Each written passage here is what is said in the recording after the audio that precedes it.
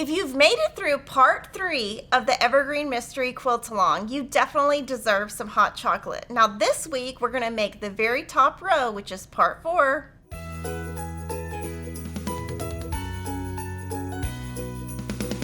Download part 4 of the Evergreen Mystery pattern for free at Fat Quarter Shop, as well as all of the earlier patterns. I'm sewing my quilt with Favorite Things by Sherry and Chelsea for Moda Fabrics, and I'm loving this. Now I wanted to talk about this one before we get started. This is the hardest block because it has half square triangles and corner squares, but I know you guys can do it. It is a smaller piece, but it is your hardest row. So let's get started. We're going to be making a Christmas star, and we're going to start that making half square triangles. So you can either use H125, which is our finished size of the triangle paper, and if you do that, you're going to cut 4 rectangles and put 2 squares right sides together, sew on your dotted lines, and make your half square triangles. If you're going to make them the traditional way, I'm going to show you that. You're going to take 1 fabric B square and 1 fabric F square. We're going to put those right sides together. You can draw a line in the center if you would like to. So that's your first line. And then draw a line to the right and the left. And all of these are 1/4 inch away. Then what you'll do is sew directly on the 2 lines on the outside, and you'll ignore that middle line. So I'm also going to sew with a little bit shorter stitch length here than normal, just because this is a bias seam and I want to keep it really nice and tight, and when I open the fabric I don't want to see my threads.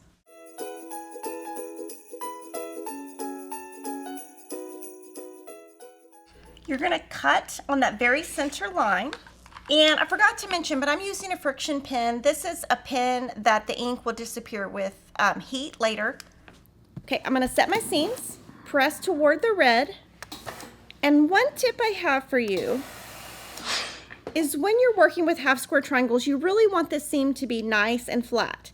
If you can put your finger under the seam, that will not look good in the end. So just make sure nice and flat, and that seam is flat.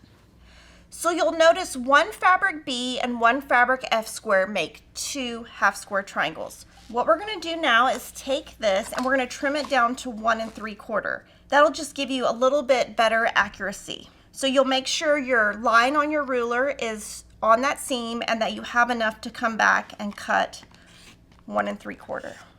So that's why I usually use triangle paper, because then I don't have to do this extra step. Of course, you could just make the half square triangles the exact size, but mine will never come out exact if I do it the traditional way. So that's my first one. And so like I said, each square is going to make 2. So you're going to repeat that 3 more times to make 8 half square triangles. Now from there, you're going to take these half square triangles, face them where the red is touching, and add fabric C squares. 1 in the top left, 1 in the bottom right. And so you just make sure you've got everything going the right direction. We're on step 2. Put your fabrics right sides together and pin, and we'll sew this with a 1/4 inch seam, press, and then we'll sew that final seam. And this is where it starts getting a little bit easier. You just have to change to a 1/4 inch seam now.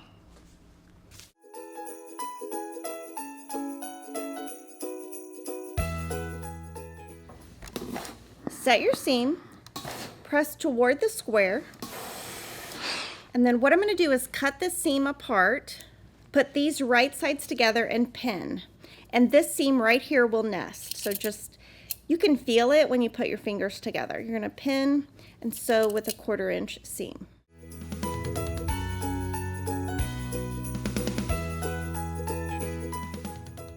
So now you've made 1 of these. You're going to repeat 3 more times, and you're going to make a total of 4, and each of these should measure 3 inches square. Now that we have that done, we're going to move to page 2. I'm going to put these on my board, and we're going to be doing basically corner squares twice. And these are going to be oversized, so it's actually going to give you kind of a chunky point. So if you've never done that, that's really fun, because then you don't have to make sure your points match. So you're going to take 1 fabric G rectangle, 2 fabric E squares, draw a line on the wrong side. You're going to put 1 square on, just like it would be a corner square. So this is basically normal. The next step will be slightly different. So you've got this as a corner square, move to an open toe foot and stitch directly on that line. Trim a 1/4 inch away, and we're going to press toward the white.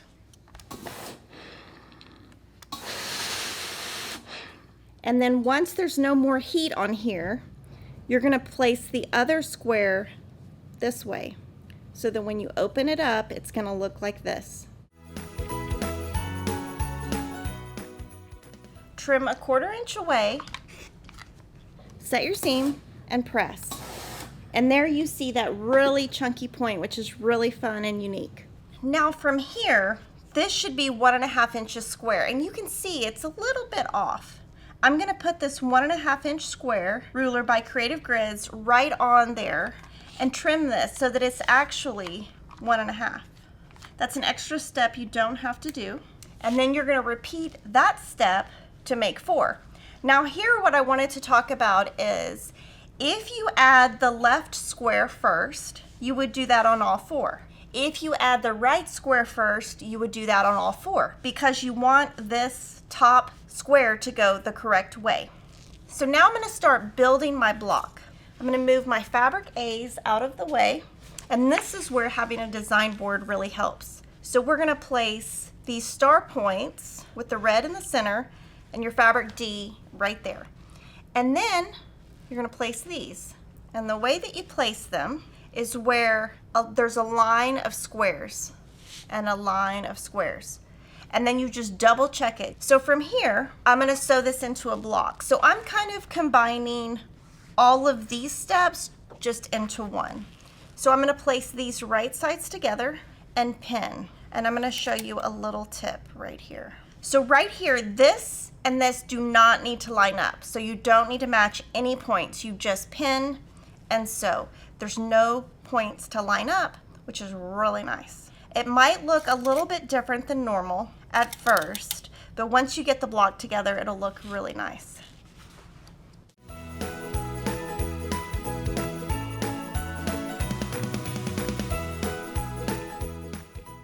So here I'm going to set my seam. You're going to press toward the star points right there, and then the same thing on this middle one.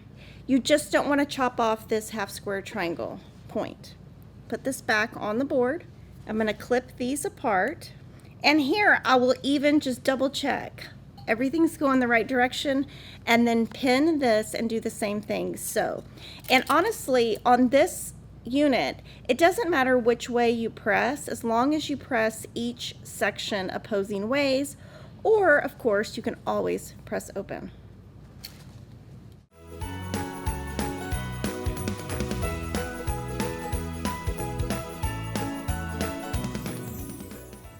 So basically rinse and repeat.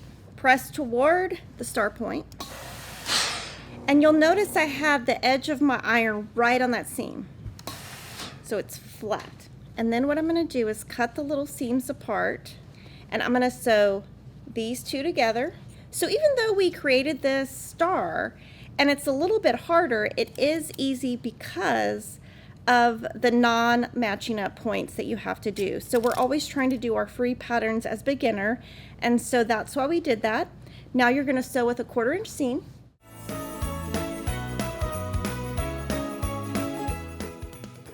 Now here I'm going to press to the center. And then I'm going to add the last part of the star to the top.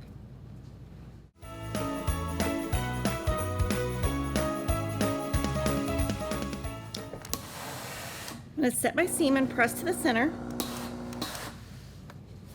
Now what you can do here is you can trim this up, or you can add your fabric A rectangles and then just trim here. And that's what I'm going to do today. The key here is making sure you have the right side of the fabric up, because the white on white is sometimes hard to tell the difference. So I'm just going to sew these together, 1/4 inch seam, And here I'm just lining up the edges, do the other side, and this one we will press toward your fabric A rectangles.